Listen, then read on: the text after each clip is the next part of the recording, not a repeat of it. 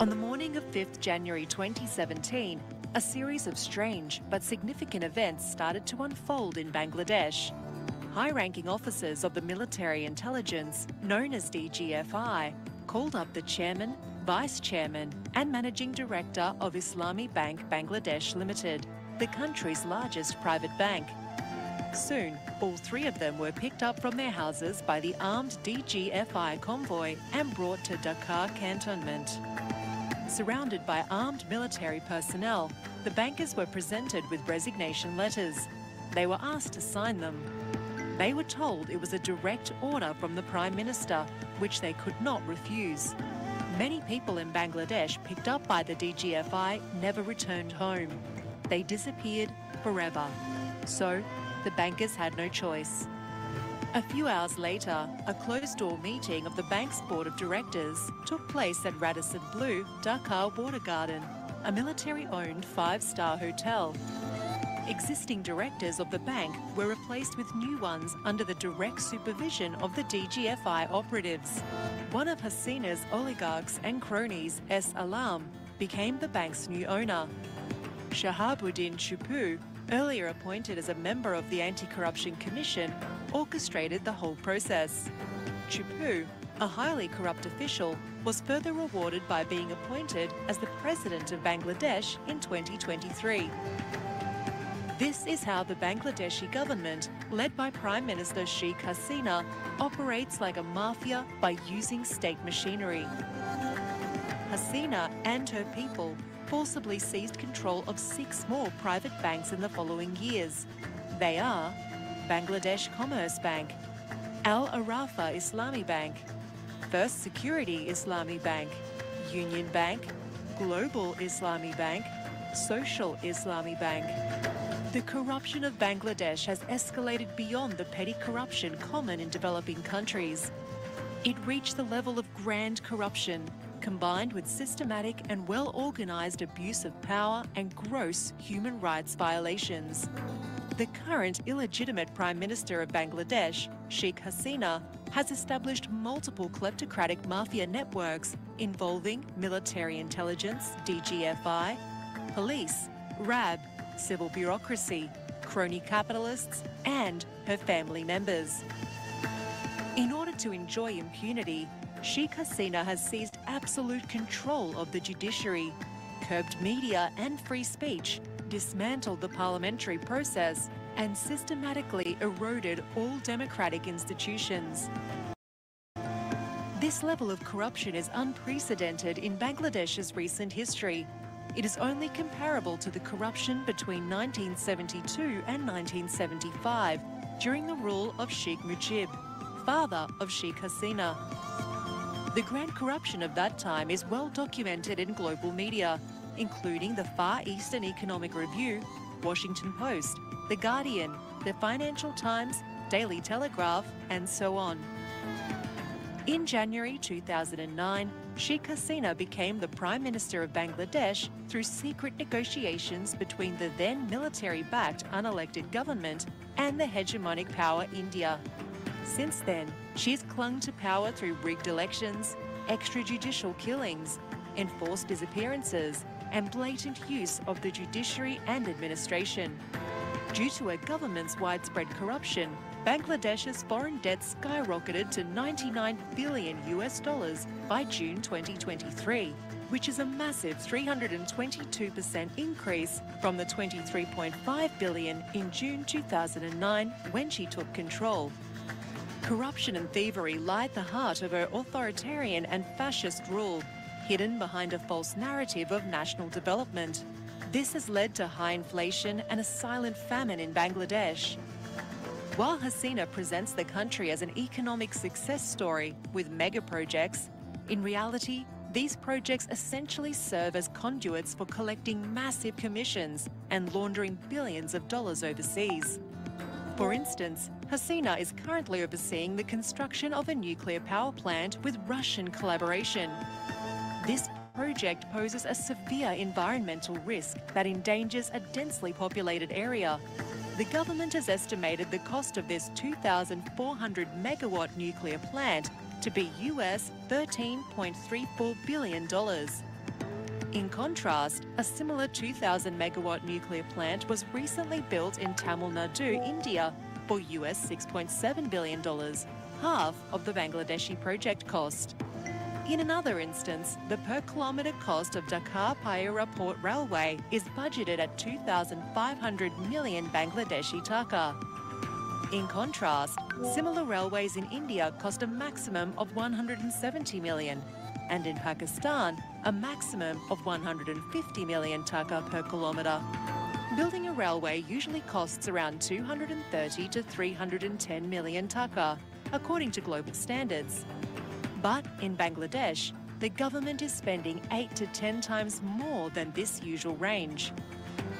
This unparalleled level of corruption persists across all mega projects in Bangladesh under the Hasina regime, including the Padma Bridge, Karnafuli Tunnel, broadcast satellites, Airbus acquisition, and various rail and highway constructions. In addition to grand corruption in mega projects, this mafia network, along with its external affiliates, is linked to one of the biggest bank robberies in 2016, known as the Bangladesh bank heist, where $101 million was transferred to different countries by hacking the central bank system.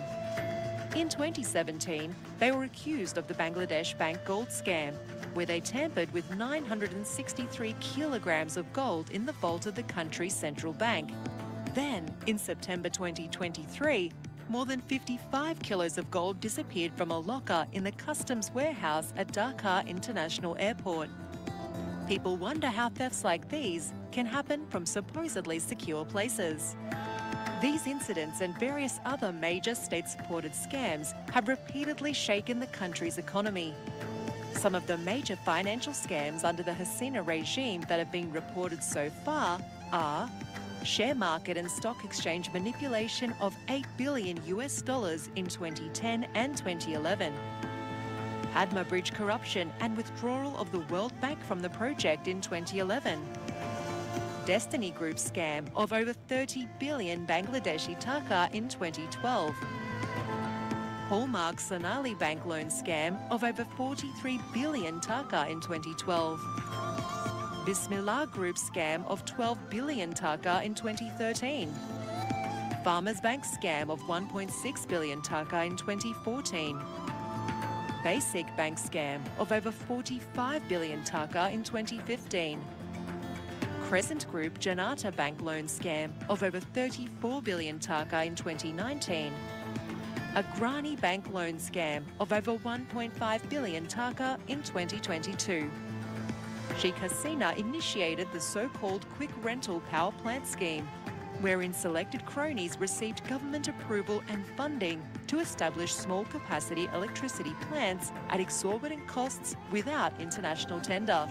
As Sheikh Hasina was aware of the illegality of the scheme, she enacted an indemnity ordinance to protect corrupt businessmen, government officials, and herself from future scrutiny and legal action. Hasina keeps her power and control over this kleptocracy by giving a free hand to government officials to indulge in widespread corruption.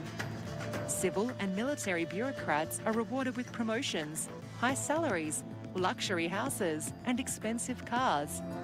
However, the main beneficiaries of the corrupt system are Hasina's immediate family members and high-ranking political leaders of the ruling party, Awami League.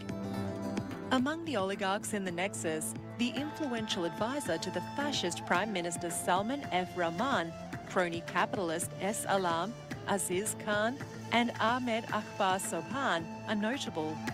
Notorious business corporations like the Beximco, Bashuntara, Hamim, Sumit, S. Alam, Meghna, and Mohammadi groups are integral to this corruption network.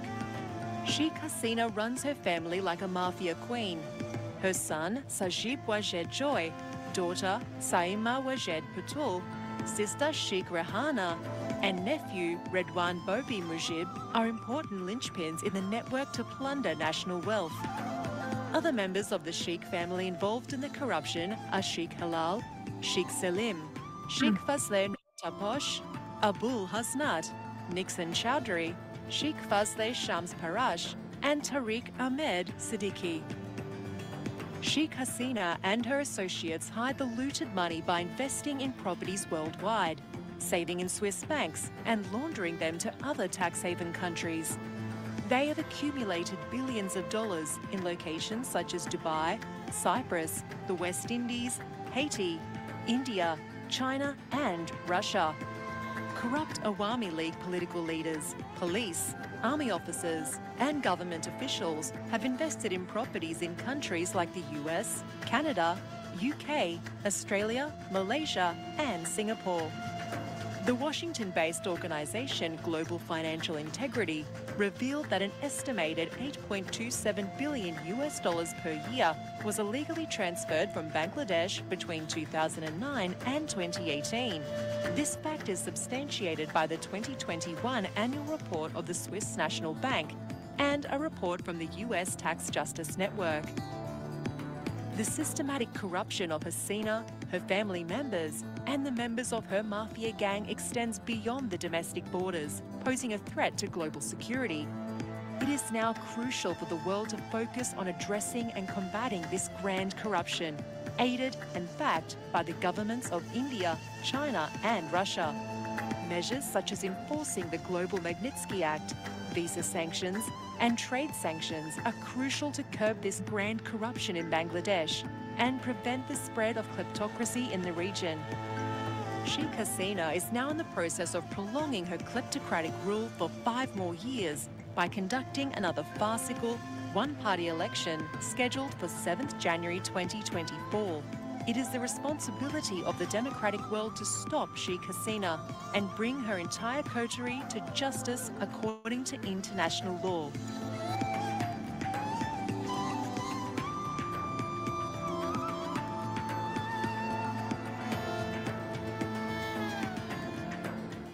যায় doctor Mahmudur Rahman, যার উদ্যোগেই আসলে এই ডকুমেন্টারিটা হয়েছে। এবং আমি আবার সবাইকে মনে করিয়ে দিতে চাই যে প্রথম থেকেই উনি ছিলেন এই দুর্নীতির বিরুদ্ধে একজন লড়াকু সৈনিক। সেই 2009 সালের ডিসেম্বরে এই মাফিয়া নেটওয়ার্কের প্রথম যে জয় এবং তৌফিকি ইলাহির দুর্নীতির সমস্ত তথ্য প্রমাণ নিয়ে উনি দাঁড়িয়েছিলেন দুর্নীতি দমন কমিশনের সামনে। আমরা এখন চলে যাচ্ছি আমাদের ডক্টর মাহমুদুর রহমানের কাছে তার বক্তব্য শুনবার জন্য। জি, ডক্টর মাহমুদুর রহমান।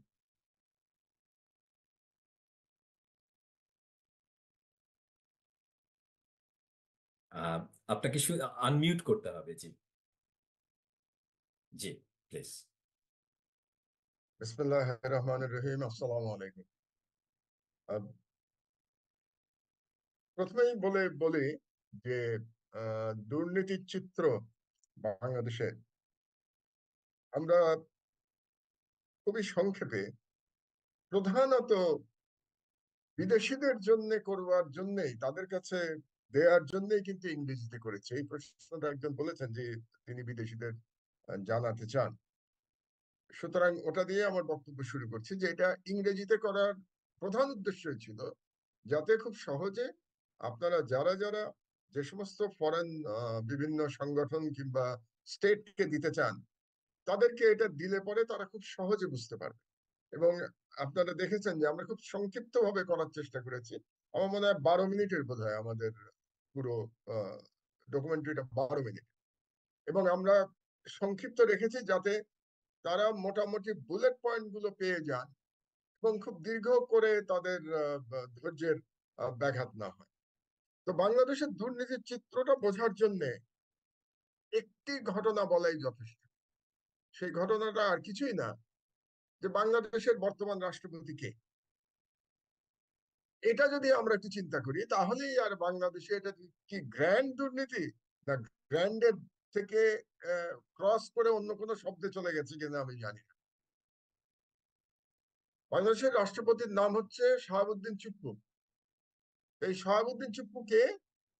এই শাহাবুদ্দিন চুপ্পু আপনারা এই ডকুমেন্টারিতে দেখেছেন যে ইসলামী ব্যাংক যে দখল করে নিয়ে গেল, আমি দখলই বলি এটাকে, ডিজিএফআই এর মাধ্যমে যে দখল করা হলো, সরকার যে দখল করলো, সরকার বলতে সরকার না, শেখ হাসিনা এবং তার যে বাহিনী তারা দখল করলো, এটাতে যে কাজটা করেছে সেটা করেছে শাহাবুদ্দিন চুপ্পু।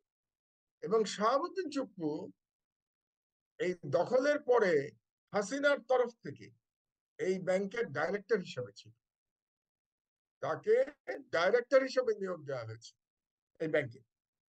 এবং শাহাবুদ্দিন চুপ্পু, আমি স্টেপ বাই স্টেপ আসি তাহলে আপনারা বুঝতে পারবেন। শাহাবুদ্দিন চুপ্পুর তার আগে সে কি ছিল? তার আগে সে দুর্নীতি দমন কমিশনের ওয়ান অফ দ্য কমিশনার ছিল।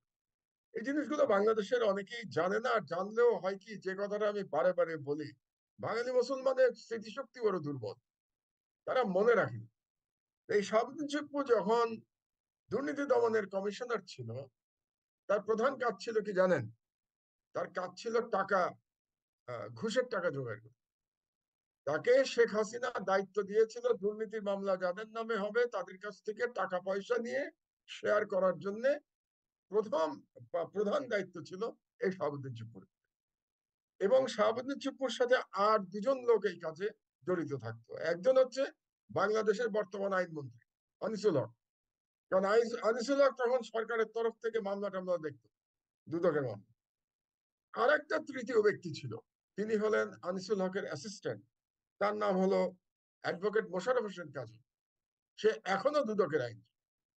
সুতরাং নেক্সাসটা ছিল দুদকে এই টাকা নেয়ার, এবং সেই টাকার অঙ্ক কিন্তু বিশাল।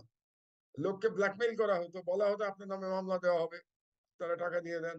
আর মামলা যাদের হতো তাদেরকে বলা হতো আপনার নামে মামলা তো হয়ে যাচ্ছে, কিন্তু আমরা দেখবো যাতে বিচার আপনার পক্ষে থাকে, টাকা দিয়ে দেন। এবং এই কাজে দুদকের মধ্যে থেকে থাকতো চুপ্পু, দুদকের বাইরে আইনজীবীদের মধ্যে থাকতো এই আনিসুল হক এবং মোশাররফ হোসেন কাজল। তো এই হচ্ছে তার ব্যাকগ্রাউন্ড। সেখান থেকে তিনি রিটায়ার করবার পরে তিনি হয়ে গেলেন এই ইসলামী ব্যাংকের ডিরেক্টর। এবং তিনি রাষ্ট্রপতি যখন হলেন তখনও কিন্তু তিনি ইসলামী ব্যাংকের ডিরেক্টর। আপনারা অনেকেই হয়তো জানেন না, তিনি ইসলামী ব্যাংকের ডিরেক্টর পদে রেজিগনেশন দিয়ে রাষ্ট্রপতি হয়েছে। তাহলে কাকে রাষ্ট্রপতি করা হয়েছে? এরপরে আর বাংলাদেশের দুর্নীতি নিয়ে আর কোনো আসলে আলোচনারই কোনো প্রয়োজন পড়ে না, যদি আমরা একে একে মহামান্য বলতে হয়। জানেন তো, রাষ্ট্রপতিকে সংবিধান অনুযায়ী মহামান্য বলতে হয়। তো যে দেশে একটা দুর্নীতি বা চুপ্পুকে মহামান্য বলে, সেই দেশে আসলে দুর্নীতি নিয়ে, দুর্নীতি চিত্র নিয়ে আলোচনায় অর্থহীন। আর দু একটি কথা বলা দরকার এই দুর্নীতি নিয়ে। শিবলি বলছিল যে আমরা আমার দেশে আগে শুরু করেছিলাম। 2009 সালের ডিসেম্বরে আমরা প্রথম নিউজ ছাপাই। এই প্রধানমন্ত্রী, আমি এখন তাকে বলি সেলফ প্রক্লেম প্রধানমন্ত্রী, স্বঘোষিত স্বঘোষিত প্রধানমন্ত্রীর ছেলে এবং জ্বালানি মন্ত্রীর যে জ্বালানি উপদেষ্টা তৌফিক এলাহি, তাদের সম্পর্কে একটা বিশেষ নিউজ বেরোয় আমার দেশে। এবং তখন থেকেই কিন্তু আমার সঙ্গে শেখ হাসিনার একেবারে ব্যক্তিগত যে লড়াই, সেটা তখন ওই নিউজ থেকে শুরু। এবং পরবর্তী সময়ে আমি তো তারপরে 2010 সালে জেলে চলে গেলাম, 2001 প্রথম দফায় আর কি। 2011 সালে ছাড়া পেলাম প্রায় 1 বছর পরে। তো ছাড়া পাওয়ার পরে আমি যে কাজটি করেছিলাম সেটা হলো যে 2010 সালে, আপনাদের মনে আছে যে শেয়ার বাজার স্ক্যাম হলো, যেটা শেয়ার মার্কেট স্ক্যাম, তার উপরে আমি একটা পেপার তৈরি করে এটা আমরা সেটা একটা সেমিনার করেছিলাম ইঞ্জিনিয়ার্স ইনস্টিটিউটে। এবং ওই সেমিনারে প্রধান অতিথি ছিলেন আমাদের সাবেক প্রধানমন্ত্রী বেগম খালেদা জিয়া। তিনি ছিলেন প্রধান অতিথি ওই অনুষ্ঠানে, এবং সেখানে প্রায় 1003 সেই সেমিনারে লোক হয়েছিল। ইঞ্জিনিয়ার্স ইনস্টিটিউটের আমরা হল রুমে করেছিলাম, প্রধান হল রুমে। তো সেখানে আমরা দেখিয়েছিলাম প্রায় 1 লক্ষ কোটি টাকা, 1 লক্ষ কোটি টাকা শেয়ার মার্কেট থেকে লুটপাট করা হয়েছিল 2010 সালে। সুতরাং এই যে দুর্নীতির বিরুদ্ধে যে কথাবার্তা, এটা আমরা বলে আসছি কিন্তু শেখ হাসিনা ক্ষমতায় আসার পর থেকে। তারও আগে যদি আমরা যাই, 2011 সময় যখন দুদকের ভয়ে সবাই পালিয়ে বেড়াচ্ছে, আপনাদের মনে আছে, শেখ হাসিনাও তখন জেলে গেছিল। তবে সেটা পাতানো জেলে যাওয়া ছিল, সেটা পরবর্তী সময় আমরা বুঝতে পেরেছি। সেই সময় তৎকালীন দুদকের চেয়ারম্যান যিনি ছিলেন আর্মি চিফ ছিলেন হাসান মাসুদ, হাসান মাসুদ নাকি হাসান মাসুদ, আর্মি চিফ ছিলেন বিএনপি সরকারের সময়, মানে মঈনের আগে যিনি আর্মি চিফ ছিলেন, হাসান মাসুদকে দুর্নীতি দমন কমিশনের চেয়ারম্যান করা হয়েছিল ১/১১ সরকারের সময়। আমি তার বিরুদ্ধে মামলা করেছিলাম, কারণ তিনি তার ক্ষমতা অপব্যবহার করে তিনি ব্যক্তিগত কিছু সুবিধা গ্রহণ করেছিলেন, এবং তার জন্য আমি মামলা করতে গেছিলাম যখন সবাই পালিয়ে বেড়াচ্ছে। তো যাই হোক, এগুলো সব পুরনো ইতিহাস, এগুলো সব লোকজন ভুলে গেছে, তাতে কোনো সমস্যা নাই। শুধুমাত্র আমরা যেটা বলতে চাচ্ছি যে আমার দেশের যে আমরা ফ্যামিলি, আমরা কিন্তু লড়াই করে যাচ্ছি এই দুর্নীতির বিরুদ্ধে লম্বা সময়। আর একটা বলা দরকার আপনাদেরকে, আমার মনে করিয়ে দেয়া, একজন বিচারপতি, তথাকথিত বিচারপতি আছেন এখন রিটায়ার্ড, তার নাম কালামানিক নামে তিনি বেশি পরিচিত, লন্ডনে ব্রিটিশ সিটিজেন।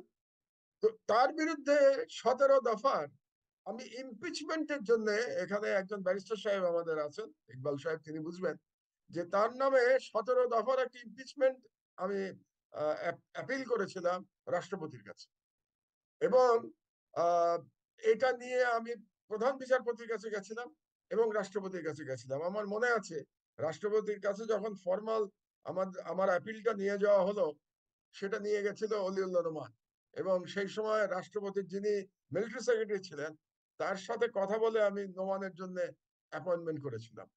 এই কাজটা করেছিলাম ওই মাঝখানে, যতদিন আমি প্রথম দফা জেলের পরে যে সময়টা আমি মুক্ত ছিলাম, ওই সময়ের মধ্যে। তো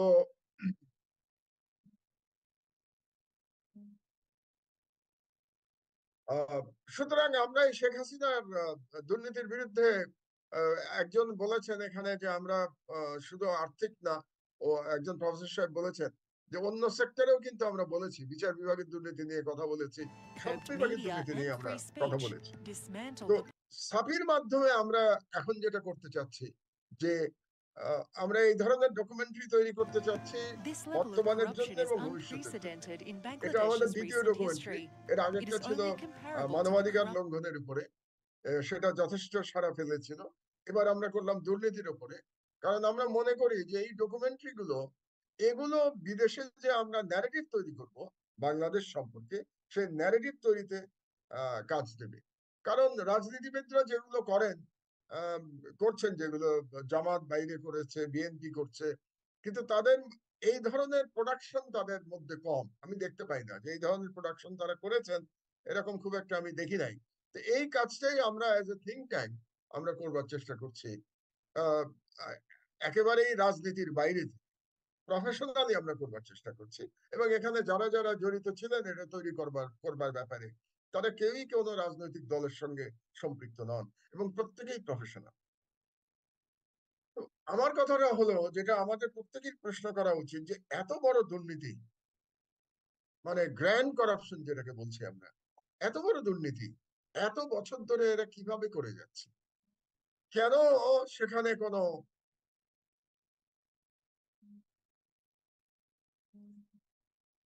কেন এই দুর্নীতির বিরুদ্ধে আমরা আটকাতে পারলাম না কেন?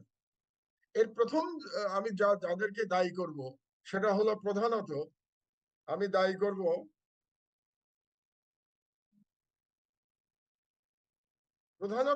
করব বাংলাদেশের সিভিল সোসাইটিকে।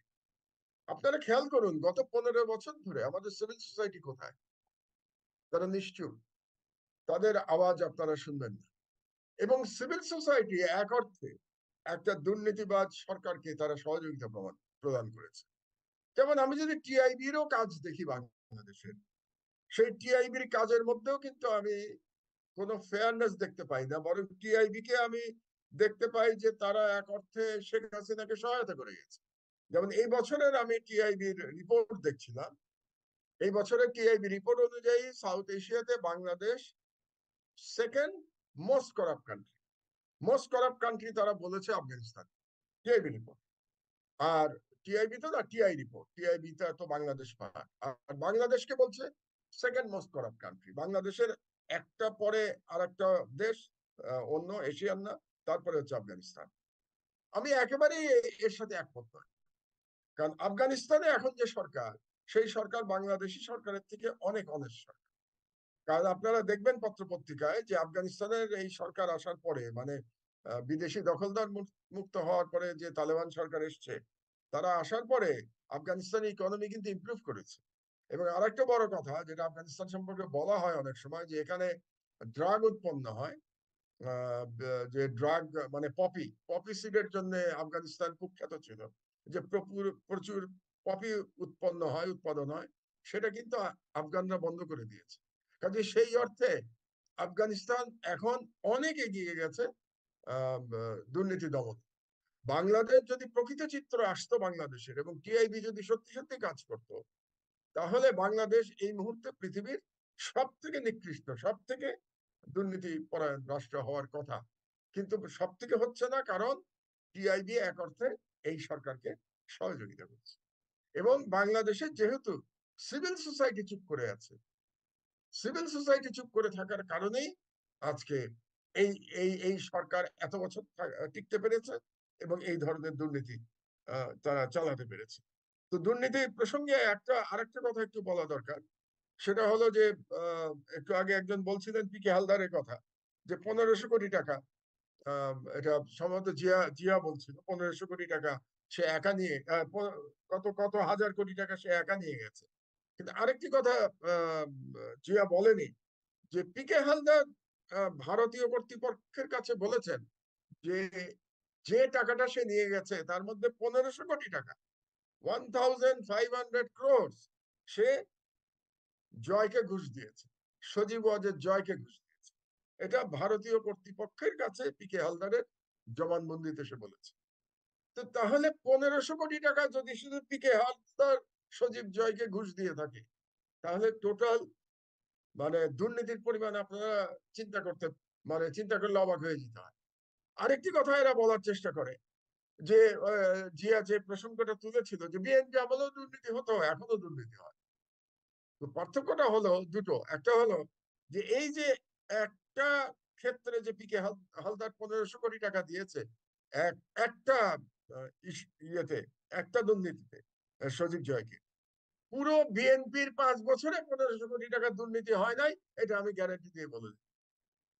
পুরো 5 বছরে সব সেক্টর মিলিয়ে 1500 কোটি টাকা দুর্নীতি হয়নি বিএনপির 5 বছর, 2001 থেকে 2006।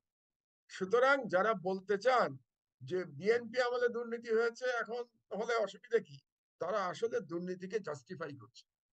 এবং এই কথাটা আপনি দেখবেন প্রধানত তথাকথিত সুশীল সমাজের মুখে শুনবেন, যারা আসলে আওয়ামী লীগের সমর্থক, শেখ হাসিনার সমর্থক, কিন্তু তারা সুশীল সমাজের একটা লেবাস ধরে থাকেন।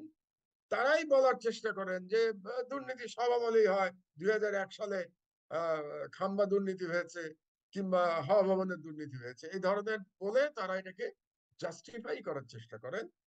এবং এটা সর্বৈব মিথ্যা। আর একটা এক্সাম্পল আপনাদেরকে দিই, একটা এক্সাম্পল তো দিলাম যে পিকে হালদার একবারে 1500 কোটি টাকা দিয়েছে জয়কে একটাতে, এবং আমি চ্যালেঞ্জ দিয়ে বললাম যে 1500 কোটি টাকা বিএনপি 5 বছরে টোটাল দুর্নীতি হয় নাই। আর দ্বিতীয় আরেকটা এক্সাম্পল আপনাকে দেই, যেটা আমার ব্যক্তিগত, আমি জড়িত ছিলাম। আপনারা জানেন যে ওই সরকারের আমলে আমি প্রথমে আমাকে নিয়ে এসেছিলেন বেগম খালেদা জিয়া বিনিয়োগ বোর্ডের চেয়ারম্যান হিসেবে। আর সরকারের শেষ 1.5 বছর আমাকে অতিরিক্ত দায়িত্ব দেওয়া হয়েছিল জ্বালানি উপদেষ্টা। তো জ্বালানি উপদেষ্টার দায়িত্ব কেন দেওয়া, এটা আপনারা হয়তো ভুলে গেছেন। কারণ মোশাররফ সাহেব ছিলেন, মরহুম মোশাররফ সাহেব মারা গেছেন উনি, ময়মনসিংহে, উনি ছিলেন জ্বালানি প্রতিমন্ত্রী। ওনার বিরুদ্ধে একটা অভিযোগ উত্থাপিত হলো। অভিযোগটা কি ছিল আপনাদের মনে আছে কি? অভিযোগটা ছিল যে উনি একটা গাড়ি নিয়েছিলেন নাইকোর কাছ থেকে। গাড়ি কিন্তু উনি নেন নাই, গাড়িটা নিয়েছিল জ্বালানি মন্ত্রণালয়ের ব্যবহারের জন্য, গাড়িটা নেওয়া হয়েছিল। কিন্তু গাড়িটা তিনি ব্যবহার করতেন, এটা ঠিক, গাড়িটা তিনি ব্যবহার করতেন, কিন্তু গাড়ির মালিক কিন্তু তিনি ছিলেন না, গাড়ির মালিক ছিল বাংলাদেশ সরকার। তাহলে ওনার অপরাধ 1 নম্বর কি, উনি একটা গাড়ি নিয়েছিলেন যেটা সরকারের গাড়ি ছিল, তিনি মন্ত্রী হিসেবে ওই গাড়ি অতিরিক্ত ব্যবহার করতেন। আর দ্বিতীয় অভিযোগ কি ছিল জানেন ওনার বিরুদ্ধে? উনি নাকি কানাডায় গেছিলেন একবার মন্ত্রী থাকা অবস্থায়, এবং সেই সময় নাইকো তাকে $5000 নাকি তাকে ঘুষ, যদি বলতে চান ঘুষ বলতে পারেন, কিংবা তার ওখানকার খরচের জন্য গিফট দিয়েছিল বলতে পারেন। $5,000 ভাবতে পারেন, $5,000 এবং একটা গাড়ি ব্যবহার করা, এই ছিল ওনার বিরুদ্ধে অভিযোগ। এবং এই অভিযোগে ওনাকে তার দায়িত্ব থেকে বেগম খালেদা জিয়া সরিয়ে দিয়েছে এবং আমাকে দায়িত্ব দিয়েছিলেন জ্বালানি উপদেষ্টা হিসেবে। তো আমি 1.5 বছর ওই দায়িত্ব পালন করেছিলাম। আমি এই এক্সাম্পলটা আপনাদেরকে এই জন্য দিলাম যে দুর্নীতির মাত্রাটা চিন্তা করুন। যে অভিযোগ হচ্ছে একটা গাড়ি ব্যবহার করা এবং $5,000। আর এখন এক টিকে হালদার প্রধানমন্ত্রীর ছেলেকে 1500 কোটি টাকা ঘুষ দিচ্ছে। দুর্নীতির পার্থক্যটা একটু দয়া করে আপনারা চিন্তা করুন। কিন্তু সমস্যা হলো, বাংলাদেশের সুশীল সমাজ গত 15 বছর ধরে মুখে তালা মেরে বসে আছে। তারাও দায়ী বাংলাদেশের আজকে এই অবস্থার জন্য। বাংলাদেশের যারা তথাকথিত বড় বড় ইকোনমিস্ট, তারা মুখে তালা দিয়ে বসে আছে। তাদের নাম নিলে আপনাদের খারাপ লাগতে পারে, কিন্তু নাম নিতে হবে তো। ধরেন প্রফেসর ওয়াহিদুদ্দিন মাহমুদ, এত নাম করা প্রফেসর, এত মুরব্বী মানুষ। ওয়াহিদুদ্দিন মাহমুদ এত ব্রিলিয়ান্ট ছাত্র ছিলেন, কই তিনি গত 15 বছর ধরে একবারও কি মুখ খুলেছেন এই সরকারের এই দুর্নীতির বিরুদ্ধে? তাহলে জাতির মুরব্বী তারা কিভাবে হবে? আমরা যার কথা বলি, প্রফেসর ইউনূসের উপরে অনেক অত্যাচার করছে এই সরকার, খুব ঠিক কথা। কিন্তু প্রফেসর ইউনূসও কি একবারও মুখ খুলেছেন শেখ হাসিনার এই দুর্নীতির ব্যাপারে গত 15 বছরে? একবারও মুখ খোলেন নাই। তাকে অন্য কারণে শেখ হাসিনা তার প্রতি বিরক্ত হয়েছে, কারণ শেখ হাসিনা মনে করে যে পদ্মা ব্রিজের যে টাকা উঠিয়ে নিয়ে গেছিল ওয়ার্ল্ড ব্যাংক, তার জন্য ইউনূস সাহেব দায়ী, এটা মনে করে। সম্পূর্ণ মিথ্যা অপপ্রচার। তো যাই হোক, আমি যে কথাটা বলছিলাম যে আজকে বাংলাদেশের এই দুর্নীতি এতদিন ধরে, 15 বছর ধরে এই ধরনের দুর্নীতি চলার জন্য আমাদের তথাকথিত সুশীল সমাজকে জবাবদিহি করতে হবে। আমার বক্তব্য আমি আর খুব দীর্ঘায়িত করব না, আমি শেষ অংশে চলে আসছি। আর একটা জিডিপির প্রশ্ন আমরা করেছি যে জিডিপির পার্সেন্টেজে এখন কত দুর্নীতি হচ্ছে। একটা কথা আমি সবসময় বলি এবং আমি চ্যালেঞ্জ করে বলতে পারি, জিডিপির যে হিসাব আপনারা দেখেন এই সরকার থেকে যেটা দেওয়া হচ্ছে, সেটা ভুয়া হিসাব। এই জিডিপি আসল জিডিপি না। প্রকৃত জিডিপি বাংলাদেশের অনেক কম যেটা দেখানো হচ্ছে। এবং এই জিডিপি দেখিয়েই কিন্তু বাংলাদেশে লুটপাট করা হচ্ছে। উন্নয়নের, যেটা জিয়া লিখেছে উন্নয়ন বিভ্রম, এই উন্নয়নের বিভ্রম তৈরি করা হয়েছে এই ফলস স্ট্যাটিস্টিক্স, ম্যানিপুলেটেড স্ট্যাটিস্টিক্স দিয়ে উন্নয়নের বিভ্রম তৈরি করা হয়েছে। সোজা হিসাব দেখুন না আপনি। বাংলা এই সরকার যখন ক্ষমতা নেয়, তখন বাংলাদেশের রিজার্ভ ছিল $10 বিলিয়ন 2009-10 সালে। $10 বিলিয়ন 2009 সালে, 10 সাল তো না, 2009 সালে $10 বিলিয়ন। আজকে আপনার রিজার্ভ সরকারি হিসাবে $18 বিলিয়ন, মানে $8 বিলিয়ন বেশি হয়েছে। আর আপনার ঋণ বেড়েছে কত? $23 বিলিয়ন থেকে $100 বিলিয়ন আপনার ঋণ বেড়েছে। তাহলে কত হলো? $77 বিলিয়ন। $8 বিলিয়ন রিজার্ভ বেড়েছে, আর বিদেশি ঋণ বেড়েছে $77 বিলিয়ন। তো এই সমস্ত টাকা কোথায় গেছে? এই সমস্ত টাকা সব বিদেশে চলে গেছে। এটা আমাদের বুঝতে হবে। তো সর্বশেষ আমি যেটা বলবো, বলে আমার বক্তব্য শেষ করব, সেটা হচ্ছে যে জনগণের বিপ্লব ছাড়া আপনি এর থেকে মুক্তি পাবেন না। এখানে মুক্তির একটা প্রশ্ন এসছে, সুতরাং জনগণকে বিপ্লব করতে হবে। সেই বিপ্লব এখন পর্যন্ত বিএনপির নেতৃত্বে হচ্ছে এবং এবং খুব অহিংস বিপ্লব হচ্ছে, এবং এতে জনগণের আরো বেশি অংশগ্রহণ করা উচিত আমি মনে করি। যদি তারা মুক্তি চায় এই ধরনের একটা অত্যাচারী এবং এই ধরনের একটা করাপ্ট শাসন থেকে, যদি তারা মুক্তি চায়, তাহলে তাদের এই তার বিপ্লবে অংশগ্রহণ করতে হবে সবাইকে। এবং আমাদের একজন ভিকটিম ফ্যামিলির প্রশ্ন করেছে যে এরপরে কি হবে। তো সেটার জবাবে আমি যেটা বলতে চাই যে বিপ্লবের মাধ্যমে যদি সরকারের পতন হয়, তাহলে অবশ্যই গত 15 বছর ধরে যারা অন্যায় করেছে, যারা হিউম্যান রাইটস ভায়োলেশন করেছে, যারা গুম করেছে, যারা দুর্নীতি করেছে, অবশ্যই তাদের বিচার হতে হবে বাংলাদেশে। এবং সেই বিচার আমরা দাবি করব যে সরকার আসবে তার কাছ থেকে। কিন্তু বিচার হওয়ার আগে একজন বলেছেন, বাংলাদেশে যেভাবে প্রত্যেকটা ইনস্টিটিউশন ধ্বংস করে দেওয়া হয়েছে, এই ইনস্টিটিউশন গুলোকে তো ঠিক করতে হবে। আপনার বিচার বিভাগ নাই, ব্যুরোক্রেসি নাই, আপনার মিলিটারি ধ্বংস হয়ে গেছে, পুলিশ অল করাপ্ট। এই অবস্থার মধ্যে রাষ্ট্রের আছে নাকি? রাষ্ট্রের রাষ্ট্র নামে কিছু নাই। এটা একটা ব্যক্তিগত মালিকানাধীন একটা জায়গা, ৫৪,০০০ বর্গ মাইল মালিকানাধীন জায়গা শেখ হাসিনা, আর সেখানে 18 কোটি জনগণ আছে। এছাড়া এটাকে রাষ্ট্র হিসেবে বিবেচনা করার মতো বোধহয় ডেফিনেশন এটা দেয়া যাবে না। আর সর্বশেষ আমি যেটা বলতে চাই সেটা হলো, আমরা সাপি আমাদের খুবই ক্ষুদ্র একটা প্রচেষ্টা।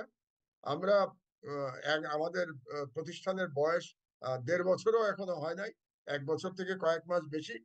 এর মধ্যে আমরা আমাদের সাধ্যমতো কাজ করবার চেষ্টা করছি। আমরা ২টো ডকুমেন্টারি তৈরি করেছি, আজকে ২য় ডকুমেন্টারি। এর আগে আমরা হিউম্যান রাইটস এর উপরে করেছি। এছাড়া আমরা আওয়ামী লীগ যে একটা সন্ত্রাসী সংগঠন, এটার উপরে আমরা একটা বেশ বড় একটা আমরা রিসার্চ করেছি। সেই রিসার্চ পেপার প্রায় ২০০ পাতার রিসার্চ পেপার আমরা করেছি। কাজে এই কাজগুলো কিন্তু আমরা অব্যাহতভাবে করে যাচ্ছি আমাদের ক্ষুদ্র সামর্থ্যের মধ্যে দিয়ে। এবং ইনশাআল্লাহ বাংলাদেশের রাজনীতিতে যাই হোক, আমরা মুক্তি পাই কি না পাই, আমরা এই দানবীয় সরকারকে ক্ষমতাচ্যুত করতে পারি কি না পারি, আমাদের কাজটা চলবে। আমাদের যে ক্ষুদ্র প্রচেষ্টা, আমাদের যে লড়াই সাবির মাধ্যমে, এটা ইনশাআল্লাহ আমরা অব্যাহত রাখতে চাই।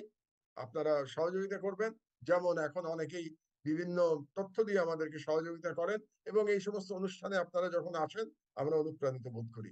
তো কাজেই আমরা বিভিন্নভাবে আমাদের কাজ চালিয়ে যাব, কিন্তু আপনাদের মনে রাখতে হবে আমরা কিন্তু খুবই ক্ষুদ্র একটা প্রতিষ্ঠান, এবং এগুলো করতে বেশ কিছু ফাইন্যান্সিয়াল খরচও আছে আমাদের, সেগুলো কিন্তু আমরা নিজেরাই ব্যবস্থা করি। কাজেই এটা একেবারেই ব্যক্তি উদ্যোগ।